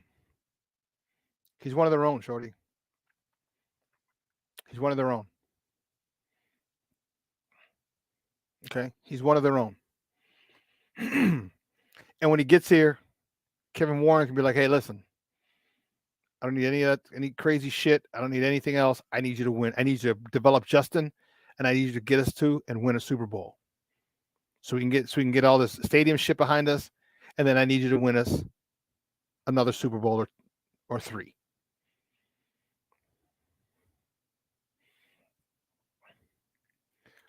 Exactly, Barlissimo. You can win with him, but not because of him.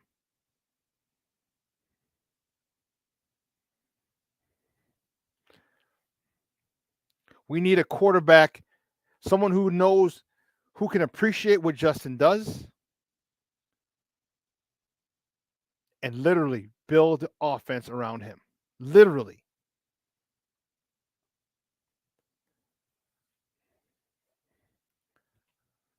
You know, you got your pocket passer in Bagent, okay? Why aren't you pushing the ball down the field? I get last week is his first start. He's at home. You just want to, you ran the ball 38 times. Run the ball 35 times again for Bagent. That should be your first checkpoint in meetings. Rush the ball 35 plus times. That is numero uno, the first thing. So now the offensive line gets giddy and gets happy. Barlissimo, Jr., am I right? If they told you we're running the ball 35 times, how happy would you two be? that takes all of a sudden that takes the pressure off of Tyson. Like, oh shit, okay, whew. They're going 35 times. All right, they're not asking me to win the game, so I don't have to play hero ball. What does it tell your wide receivers? Man, we're throwing that rock. I got to make sure my routes are sharp and precise. And I have to block. And I have to block because when we're running and we're able to establish the run game, when I look like I'm blocking and I slip out, I'm going to be wide open. I'm going to be wide open.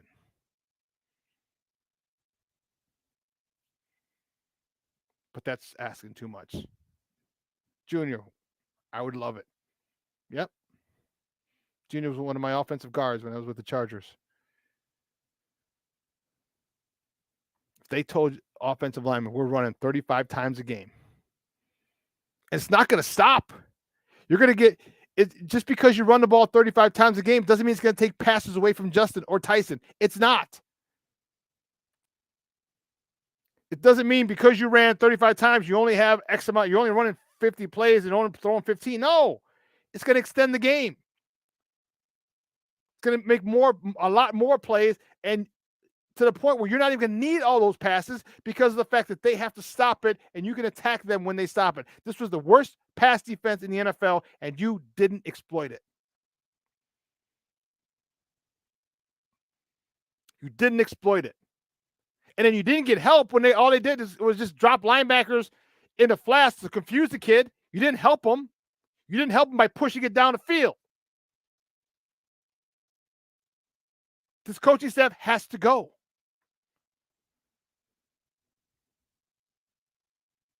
I've tried to give you the benefit of the doubt. Say, hey, listen, because if I could see it, what the hell are those guys at House Hall getting paid for? Shit, pay me. I'll take the 6 figures to tell you what you should do. I'll be up in the box saying, run the goddamn ball. Let's go with a dig. Let's go with a comeback. Give me an 18-yard comeback. And a cover 3? Man. If anyone knows football, 18-yard comebacks and a cover 3 is money. Money. Or an over route with a clear out on the left side, over route. Money against a cover 3. You cannot cover it. You have a swing route on the front side, a go route on the front side, and you have an over route into the left third of the field from the slot. That is money. No one's covering that. But you can't come up with that. You can't think that. You can't say, here's what we got. These guys play cover 3. Here's what we're going to run. You can't flood the zone. This is high school shit.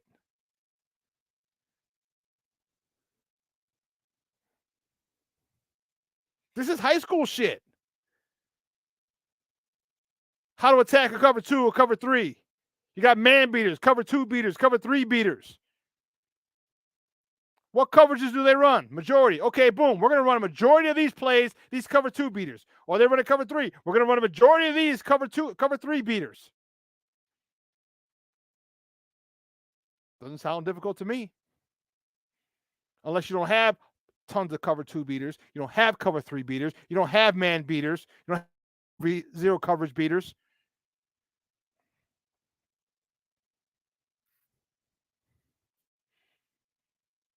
It's frustrating because you have the talent. It's frustrating because you have the players to get it done. This is what I mean when people say they don't put players in a position to be successful. Because it's an overused adage and you hear it all the time. But what do you mean? What do you mean? What do you mean? I'm telling you what I mean. Once you figure out the majority of what it is they like to do in their coverages, and they disguise it. They'll disguise the cover 2. They'll disguise the cover 3. They'll disguise the cover 4. Disguise the cover 6. They'll disguise it all. But we're creatures of habit. Defensive coordinators are human beings. Offensive coordinators are human beings. We have habits. We have patterns. So figure out what the patterns are of your defensive coordinators, and now you can attack him and hurt that scheme relentlessly. He's going to start off. We had to do this in high school when I was at Curie. 36% of the time in the film that I watched on the cover and first down and 10 in this area, he runs this. I had to do it on the opposite side for the offense, but nonetheless, it's the same thing. So we got cover 2, cover 3, and then you give the quarterback leeway.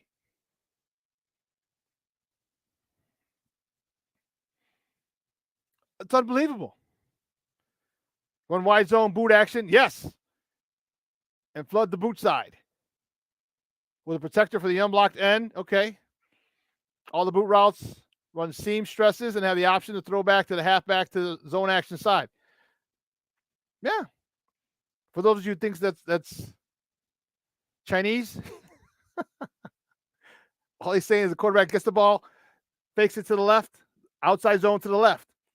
He keeps it, runs back. But you have a blocker because that defensive end, because everyone's zone blocking right, the last guy on the end of the line of scrimmage is not blocked. So you make sure you have a blocker for him so the quarterback can roll out.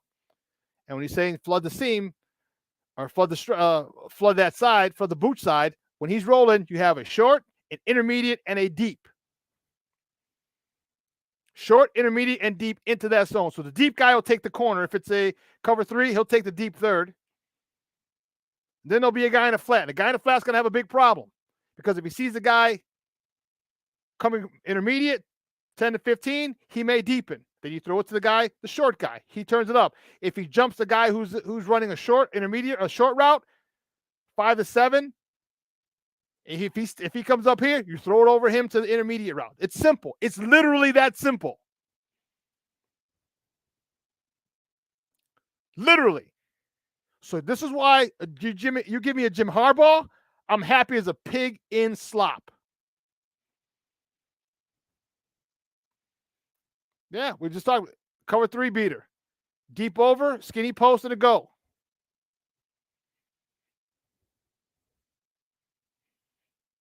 Yeah, deep over from the left or the right. And the opposite guy, post. Second guy on the opposite side of the deep over runs the post. Skinny, the deep middle third. The go takes care of the outside third, and the deep over comes in a wide open area. Simple. But we can't figure this out.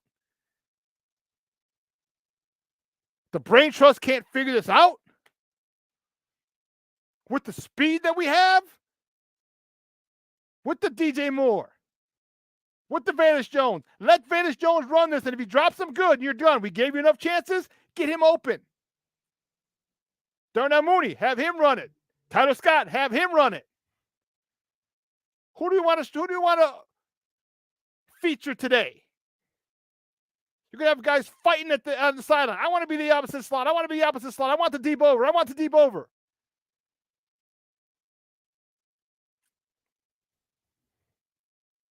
It's embarrassing. Embarrassing. That they can't come up with this. And Barrelissimo and I just came up with this in 15 minutes, 20 minutes.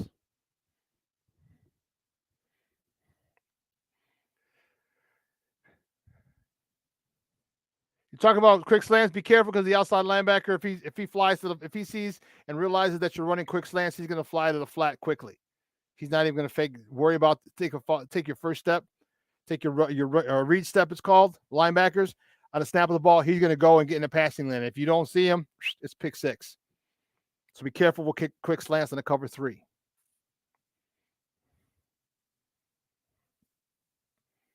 Or if you do want a quick slant, you make sure you hit him in the second window. So you get it. If you're going to the left, you get it. You look. You pump. That linebacker is going to fly. Whoop. Bring it down. Let him pass the linebacker. Throw it right there. Simple. Simple. The game is extremely simple. Okay? Very simple. People like to overcomplicate it. When you try to believe that you're the next best thing since Mike Shanahan, since Bill Walsh, you get in trouble. The egos EGO, not EAGLES. Ego. Ego that many of these offensive coordinators have is their detriment. The lack of respect for the other player, other defensive coordinator, and the scheme that he runs is a detriment. Respect all, fear none. Every single defense has a weakness. Every single defense can be exploited for maximum gain. You got to figure it out. You got to figure out what they're running, what disguises they're using. Once you figure out the disguises and what coverage they're in, here we go. Now Luke Getsy should be able to go to work, but he doesn't.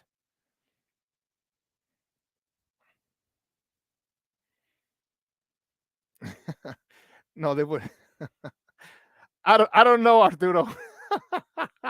I think the coach that wants to be fired just to sit home and collect unemployment. Well, they get their salaries. Those are guaranteed, and those aren't against the cap. Pretty simple. You're right. Keep it simple, stupid. Keep it simple, stupid. That's it. But when you overthink, you put yourself in bad positions. And it's just simple. Run the ball.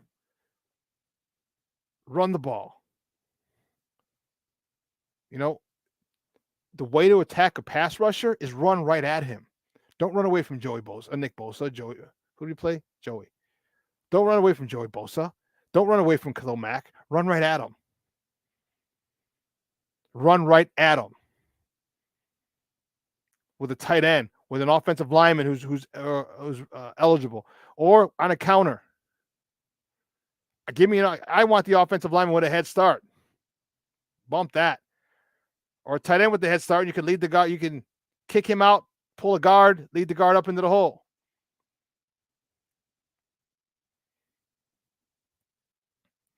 It's not rocket science. And this regime can't get it done. Can't get it done. So I hope you put to rest all the Tyson Bagent QB1 stuff. That's got to go. I think Justin Fields and Tyson Bagent are a great combination. All right. There are some things Justin can learn. Justin can watch how he gets the ball out quickly. Justin can watch his footwork. Justin can watch how he reads and progresses goes from 1 to 2 to 3, back to 2, check down. These are all things Justin can learn if his ego doesn't prevent him from doing so.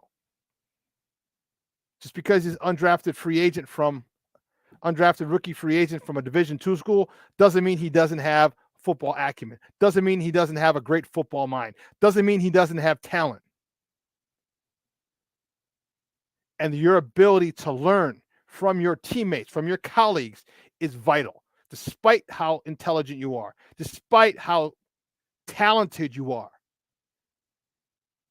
You have someone like Bagent here to help you. This guy he's had his junior year, he had more passes than you had your whole time at Ohio State. Why wouldn't you want to get information from him? Why wouldn't you want to get? He's thrown 2,000 passes in college. He's been a starter for 7 years, since he was a sophomore in high school. You don't think he's seen everything?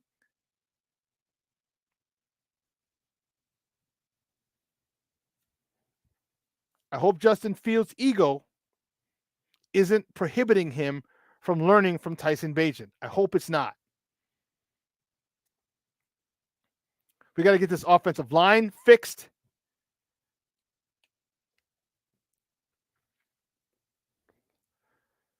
You know, why not run behind Darnell Wright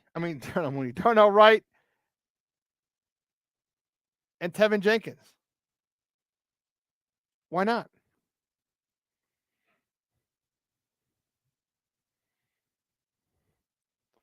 Arturo, thank you very much. You came here for Bears Talk. Stay for the support group. The channel is the only entertainment we've gotten from this season. Hey, Arturo, be sure to tell all your friends. Check us out every Monday, Wednesday, Friday, 9 a.m. to 11.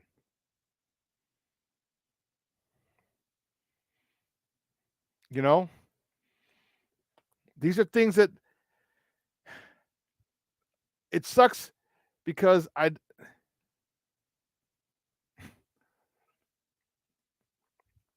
I love my Bears. I love my Bears. I love everything about them. I love the color scheme. I love, you know what I mean? Like I love, the Soldier Field. I love the even the stupid fight song, Bear Down, Chicago Bears. I'll sing my ass off. I don't even know all the words. I just know many of them, some of them. And I want to see this team do well. I want to see this organization do well. But when you keep getting guys, so you got a rookie, a first-time general manager, with a first-time head coach, with a first-time play caller. And you're doing that with a undrafted free agent from a Division II school.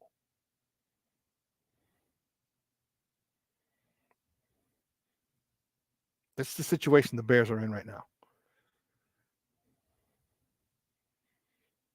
First-time general manager with a first-time head coach with a first-time play caller using a Division II undrafted free agent. Now, do you see why Getsy is doing stupid shit? Do you see? Because he doesn't have the miles, the years under his belt. And it's only going to work so far. Look at Brock Purdy. He just lost 3 in a row. San Fran. Remember? Oh, Brock Purdy. He's Mr. Irrelevant. Oh, he's stud. Oh, what are they doing? They just lost 3 in a row. They won their first 5. They lost 3 in a row.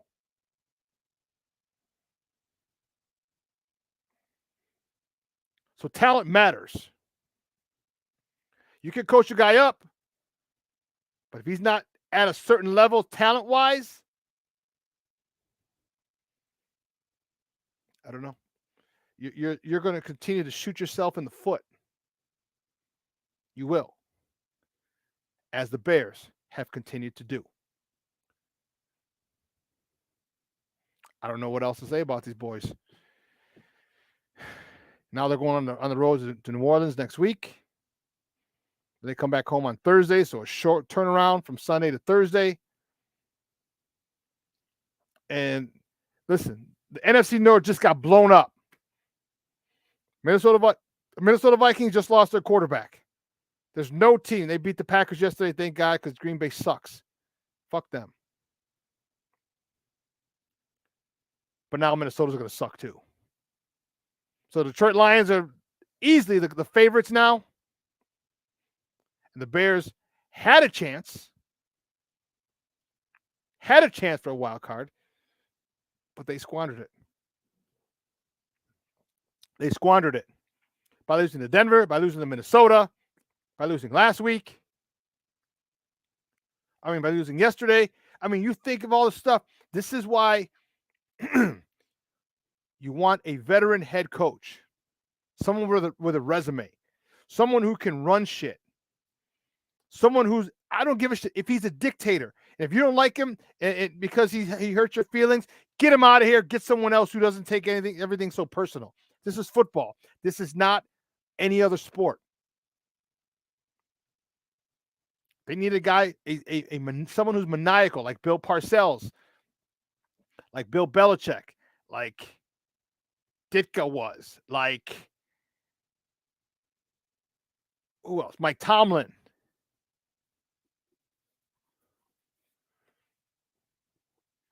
Like Jimmy Johnson. These are the guys we need. It's my way or the highway. And players have to know that and be fearful. If I fuck up, I'm losing my job. You fuck up once, big time, you're benched. You fuck up twice, you're cut. Period.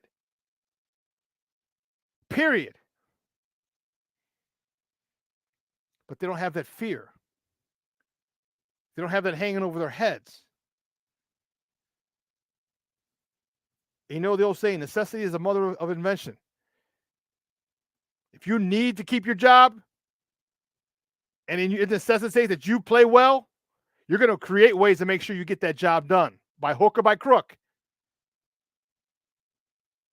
to keep getting that paycheck. But tough loss for the Bears yesterday, 30. I'll put up my little flyer. 30-13. Tough one. It's SoFi. I'm telling you, it wasn't even that. It could have been so much different. But everything went against the Bears yesterday. The officiating included. I'm tired of talking about this shit.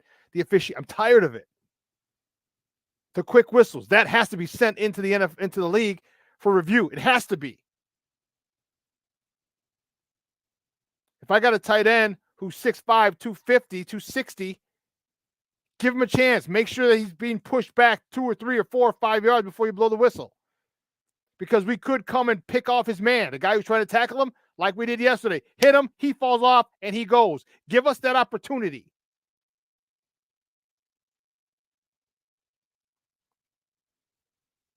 We got to play better. Bayless Jones, your experiment is about done. You're probably going to, this is most likely your last year. So you have 9 games left, I believe. 9 times, Mrs. Bueller. Your son's been absent from school 9 times. You've got 9 games left to show what you can bring to the table and what your worth is to this team. It's not too late, but it's getting really, really late, really, really fast.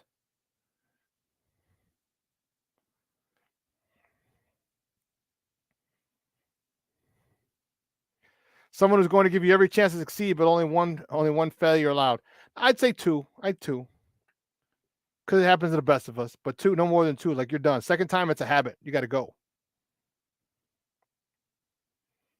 Listen. Josh McCown, no. No, I don't want to get someone before they're hot. I want to get someone who has the ability to take this team where it needs to go. That's what I need. That's what I want.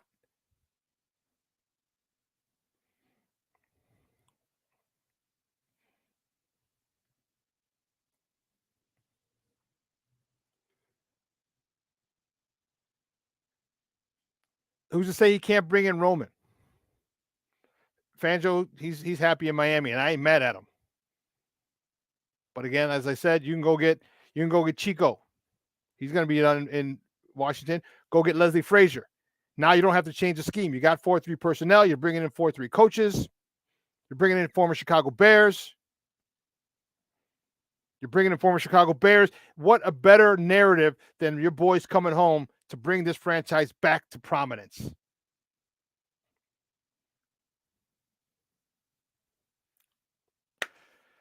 Well, listen, 2 hours has come and gone. What a phenomenal show. Dude, this chat line, this tech chat was jumping. Good. Model is home, landed safely. Good. I want to thank you guys for keeping this chat going today. Great stuff. I really appreciate it. And Eric's going to be with us on Wednesday. All right. Also want to thank executive producer Elliot Baez, my social media guy, Clarence Council III, and my co-host in absentia, Maya.